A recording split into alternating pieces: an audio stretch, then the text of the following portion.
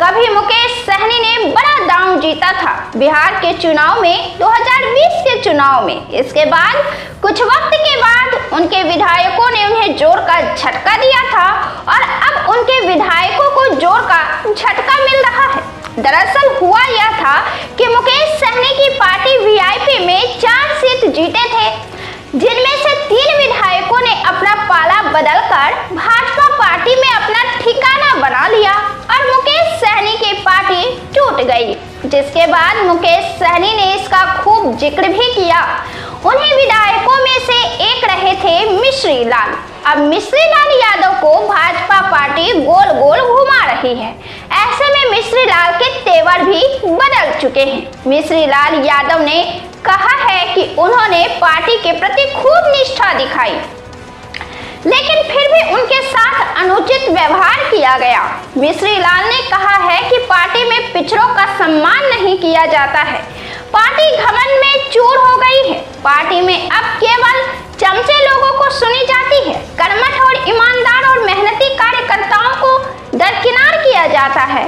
मिश्री लाल ने कहा है कि उनको पार्टी में अपमानित महसूस हुआ, उन्हें पार्टी में टॉर्चर किया गया और उनके स्वाभिमान की रक्षा नहीं की गई। उन्होंने 2020 में ऐसी सीट से एनडीए प्रत्याशी के तौर पर चुनाव जीता जहां पिछले 30 सालों से किसी एनडीए के उम्मीदवारों का खाता तक नहीं खुला था, लेकिन फिर भी पार्टी ने उनका सम्मान नहीं किया।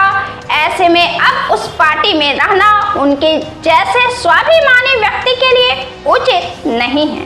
राजद से नजदीकियां बढ़ने के बाद यह कयास लगे कि वे राजद पार्टी में जाएंगे। हालांकि उन्होंने कुछ स्पष्ट किया नहीं। उन्होंने यह स्पष्ट कर दिया है कि वे हर हाल में अलीनगर से चुनाव लड़ेंगे और उनके बेटे जो पिछले 10 सालों से मुखिया हैं, वे भी चुनाव में अपनी किस्मत आजमा सकते हैं।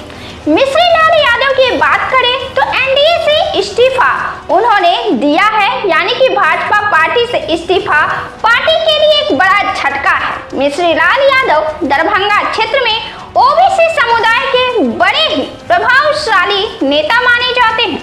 उनका प्रभाव है अलीनगर सीट पर, लेकिन अब मिश्री लाल भाजपा को छोड़कर कांग्रेस या राजद से जुड़ते हैं तो यह एनडीए के लिए झटका साबित होगा और उसे इस सीट का नुकसान भी होगा। इस सीट से हाथ धोना पड़ जाएगा।